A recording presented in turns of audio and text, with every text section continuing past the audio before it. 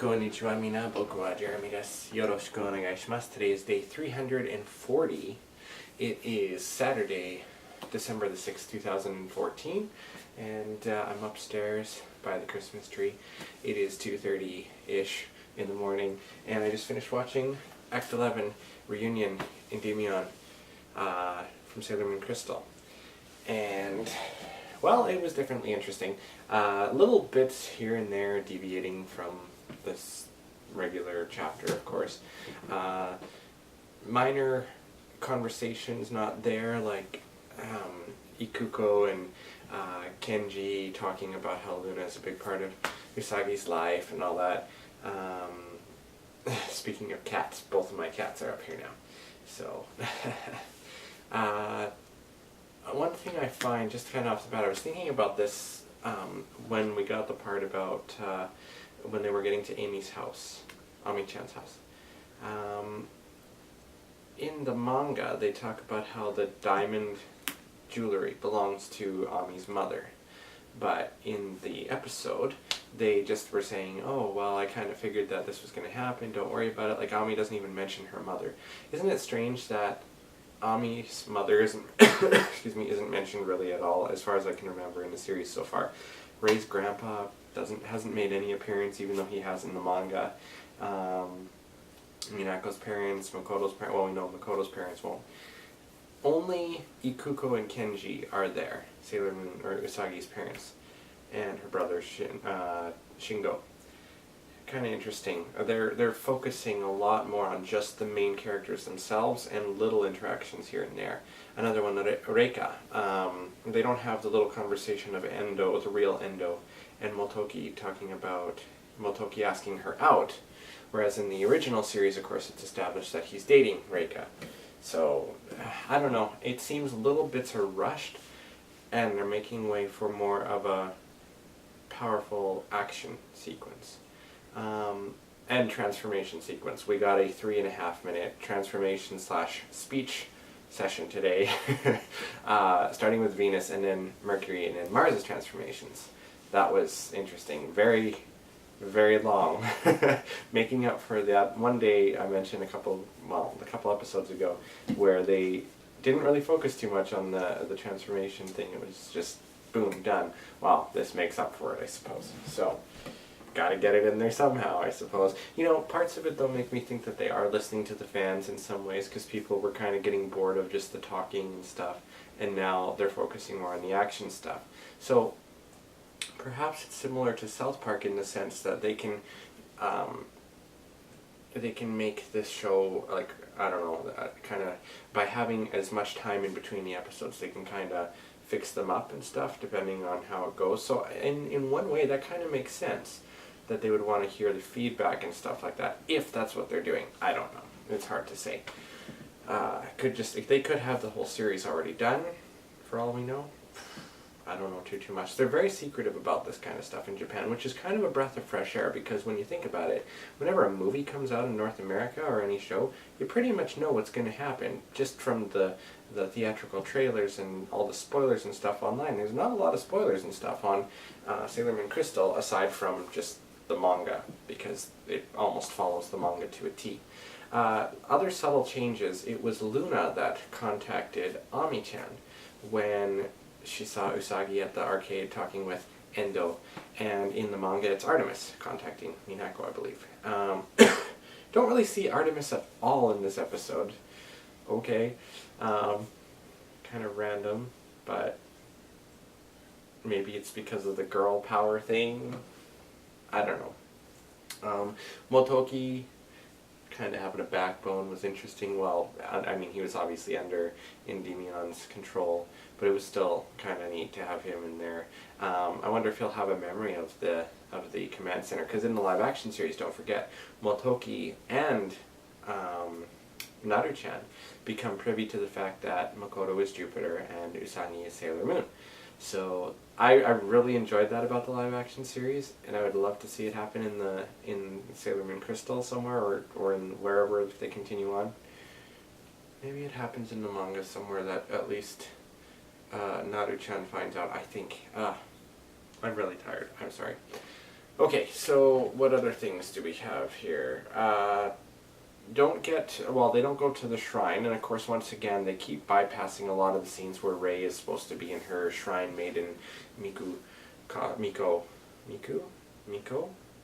her shrine maiden costume, more in favor of her normal attire from her schooling. Maybe it's just because it's an more up to date kind of a thing. I like that they have the transformation pen back, compared to the live action series where they had the cell phone, although I did like the cell phone idea too because it was more up to date. But it's funny, all these little things that you don't even notice too much. Kind of like, I don't know if I've mentioned this before, I've been meaning to for a while. Did you notice that Queen Natalia sounds like Zirconia? Yeah, she does.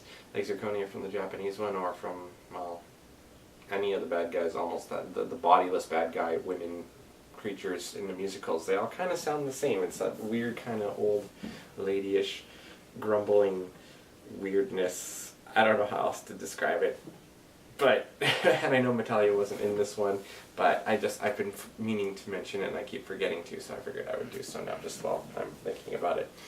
Another thing, not particularly with this specific episode, but we should probably expect, because there's about 3 more episodes left, if it is following the manga, there's 3 more episodes left, to see, obviously the Black Moon family will be starting in the new year. There's only 1 more episode before this year is done, and I think we have another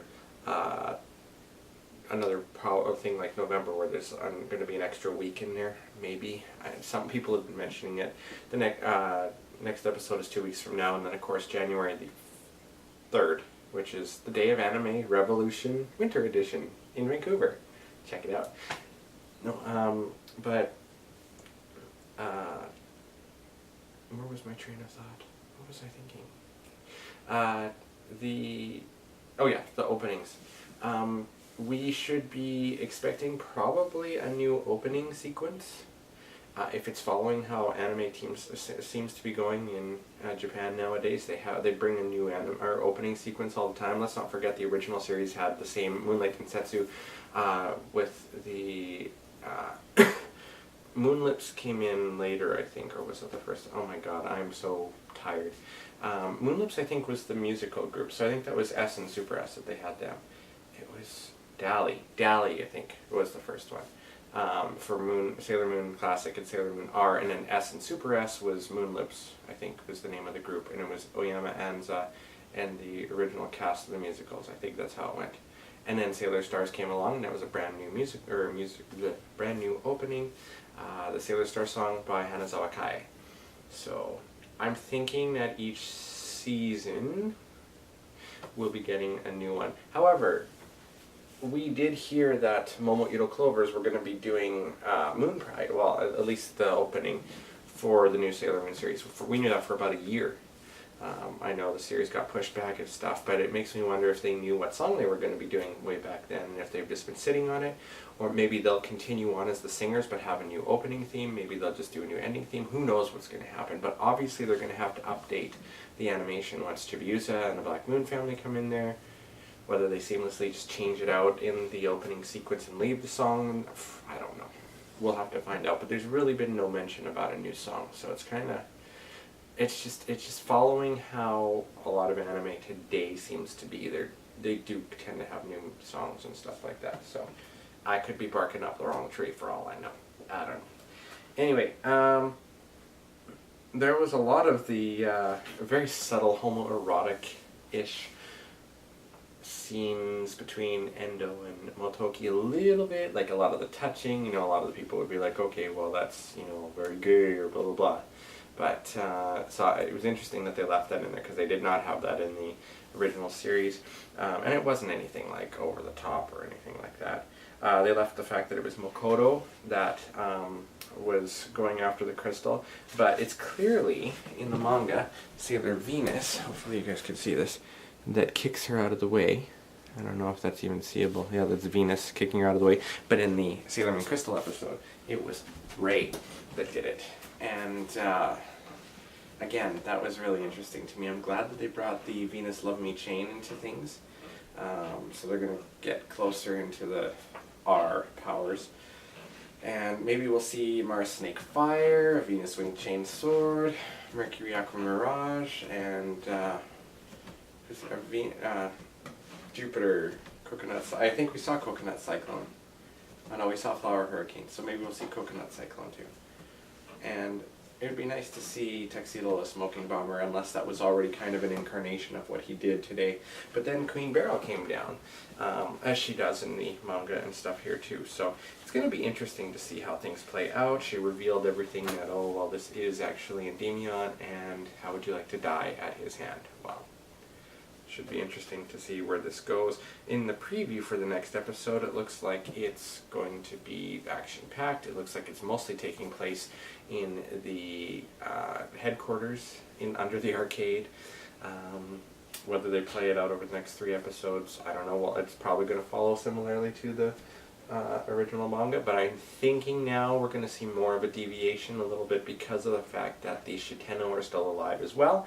Whether they have anything to do with helping Endymion get his memory back, who knows? There's all these little bits of unanswered questions that they are building up to, so that are slight changes from the original. Yeah. Reika doesn't... There's not really a played-up romantic sort of thing between Reika and Motoki, and for some reason I can't get over that. So maybe there wasn't one too much in the manga, but I felt by reading it, because I reread the chapters before I watch it, it feels a little bit more like they're supposed to be when you're reading it compared to when you're watching the episodes. So, I don't know. It's hard to say. Otherwise, a lot of it was pretty similar. We got to see the more in-depth discussion about the sword, of course, just like they do in here. And it's just, everything feels so fast. Even though the manga chapters are really fast, like when you're reading through them, a lot of the stuff jumps around.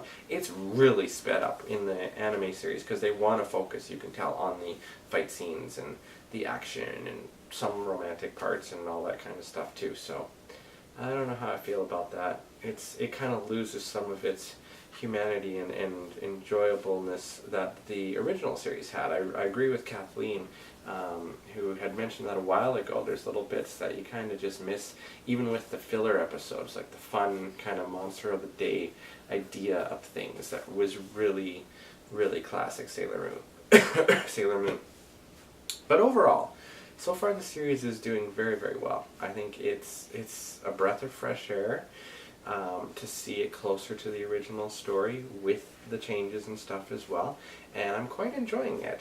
And another thing I really like is that even though the transformations do happen to be the same kind of thing all the time, the music changes constantly, and I really liked the song that they had for when Sailor Moon transformed today. It really added to the emotional outlet of it, whereas in the original series they would only really save that for movies or really penultimate episodes. It seems that they kind of intersperse it every once in a while, but today was a penultimate episode, I guess, when Usagi's realizing what's going on, and she, you know, I'm so glad that she stood up for Luna as well, too. So, anyway, looking forward to 2 weeks from now to see what happens next. I don't like the schedule. I really don't like that they do it every like first and third Saturday. It's just such an awkward schedule to me, but whatever. And I'm very tired and I'm very stressed. So I'm sorry if I feel a little, or if I seem a little more disheveled and stuff than usual in my videos. That's it for now, though. So don't forget to check out my radio show tomorrow and every Sunday from 2 to 4 p.m. Pacific Time, 92.5 FM in Kamloops, or www.thex.ca.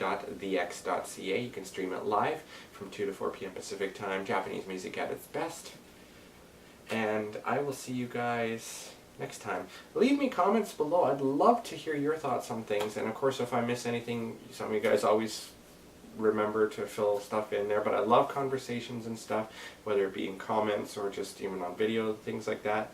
Let me know what you think, and as one Sailor Moon fan to another, I thank you guys for watching very much, and let's keep watching Sailor Moon Crystal and so on and so forth, and I will see you guys in, well, tomorrow. Bye bye.